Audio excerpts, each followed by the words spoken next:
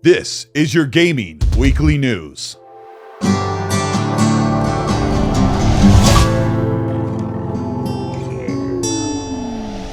This week, the most prominent news was the Xbox Developer Direct for 2025.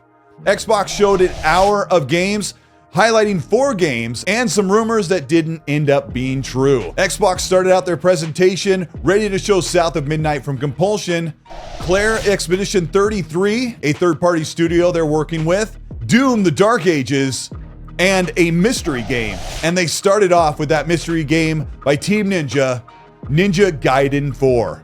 The Ninja Gaiden franchise has been around since the Nintendo Entertainment System back in 1988. But the modern third-person Ninja Gaiden games were first exclusive on the Xbox and Xbox 360. The first thing we saw was the logo for the Xbox Global Publishing Studio, and this means that Ninja Gaiden 4 is a first-party game. And if you don't like that or you don't agree with that, stick around for the middle of the video. We're going to talk about why this game is first-party from Xbox. Phil Spencer went to Japan a few years ago to start generating buzz and support and Xbox studio partnerships so that they could make games for their platform and build relationships where Japanese studios or Japanese games have normally missed the Xbox platform over the past decade.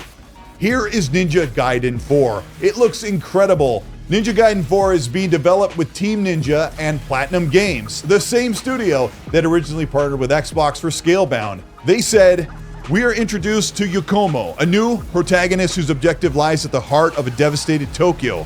On his mission, Yokomo will not only encounter fiends and demons, but also the legendary master ninja himself, Ryu Hayabusa." Gameplay footage showed that Yokomo will introduce players to a stylish new take on ninja action with bloodbind ninjutsu alongside legacy techniques like the flying swallow and Izuna drop. Ryu also will return as a playable character in Ninja Gaiden 4 with a revamped arsenal that stays true to his signature brutality and precision. The game looks absolutely insane, and there is so much blood, gore, and fast-paced action. And if that wasn't enough, they also announced that Ninja Gaiden 2 Black was being fully remade in Unreal Engine 5.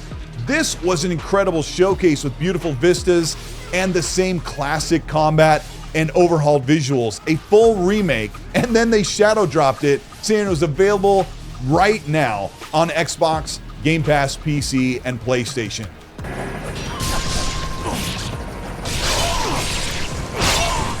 Ninja Gaiden 4 is set to come out in fall of 2025. It will launch in Game Pass and be Xbox Play Anywhere. It looks like to me that when Phil Spencer originally went to Japan to make some partnerships and work on games, that maybe something like Ninja Gaiden 4 with Platinum Games would be an exclusive to the Xbox platform.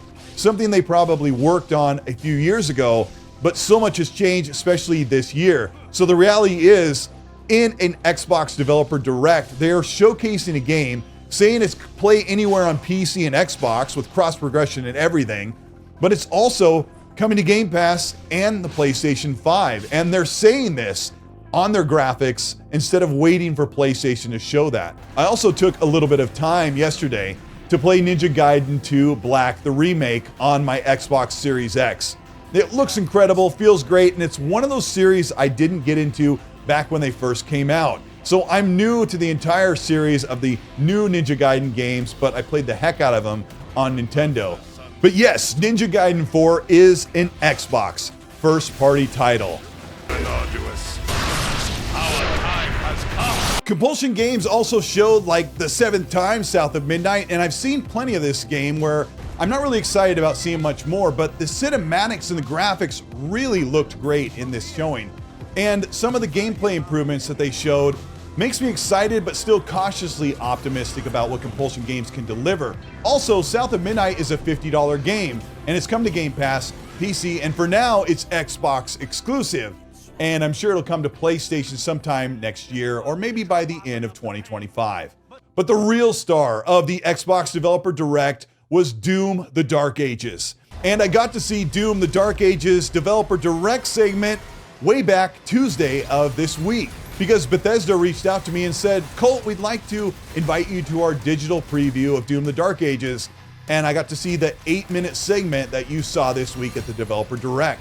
It was awesome then, and it was awesome yesterday. The game looks so awesome and so improved. I mean, how can you go wrong with Doom, especially from a team like id? One of the strange things about me seeing the Doom Dark Ages preview was it was all embargoed until after the developer direct in the afternoon on Thursday, because they did a Q&A for about an hour after the developer direct. We got to ask all kinds of questions. They dove into the character and the tone and how they tried to make this game feel more like the original 1993 Doom game, but also modernize it in a lot of ways. They talked about the weapons and so much more, but all that was held and embargoed until after the dev direct. But this is going to be a really big game for Xbox. We'll see it May 15th, 2025. Of course, Doom the Dark Ages was such a great showing, but I think that surprise reveal of Ninja Gaiden 4 really was a watermark for the developer direct, and it being called first party has really upset certain fanboys. And it's why I created this graphic that shows the Xbox roadmap, which is a stark contrast of what PlayStation is doing. And PlayStation's roadmap pales in comparison to what Xbox is offering, with 16 games that are officially announced that are coming out over the next couple of years, with the last one probably being Elder Scrolls 6. PlayStation, on the other hand, only has 7 announced games, but they have a massive gap of no games coming over the next couple of years because most of their studios were busy working on games that just got canceled. Unfortunately for PlayStation, a couple of those are live service games like Fair Games, the Fortnite Saints Row looking payback game that is from Jade Raymond, which should be good, but looks pretty sketchy. And then Marathon from Bungie. Bungie always creates incredible games, and I'm sure it'll be super popular when it comes out, but will it have the staying power, or will it actually be something that the PlayStation fans want? There's a big question mark there, especially for the PlayStation generation. 16 Xbox games versus 7 PlayStation games is not something anybody expected, but Xbox has almost 30 studios and PlayStation has less than 20.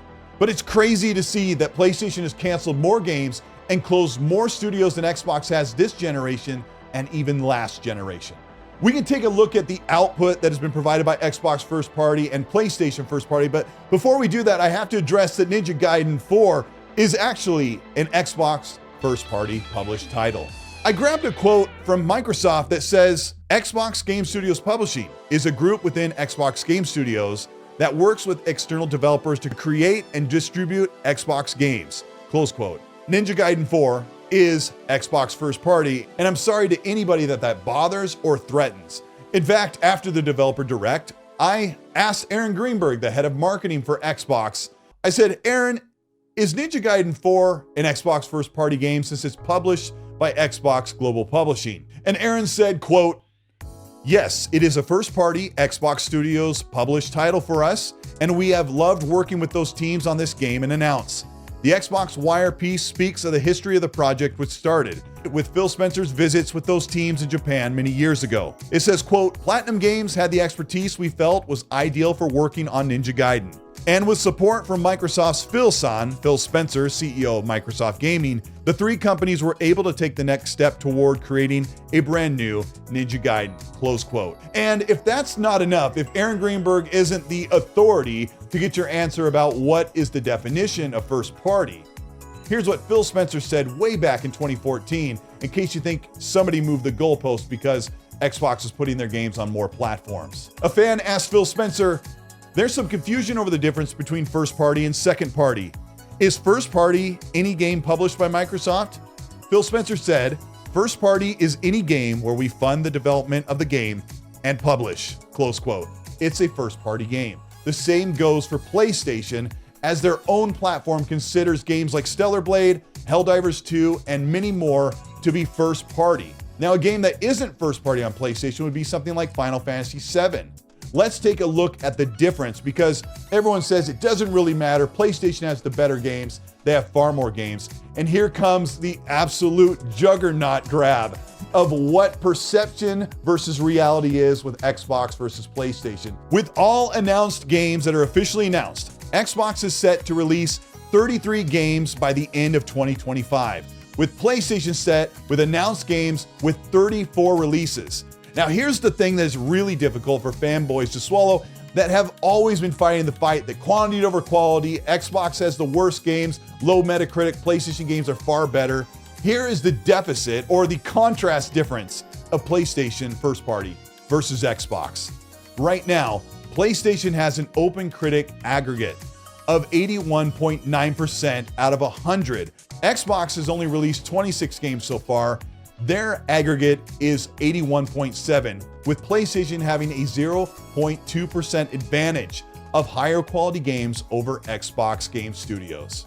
Now, I own a PS5 and an Xbox. I can play whichever games wherever I want. I'm fortunate to be able to do that. But looking at the sheer consistency of games that are finally coming from Xbox, now they have 5 or 6 games coming in the first half of 2025 and another 3 or 4 big games coming out at the end of 2025. And that is your gaming weekly news. This is Colteastwood. Thank you so much for checking out this video.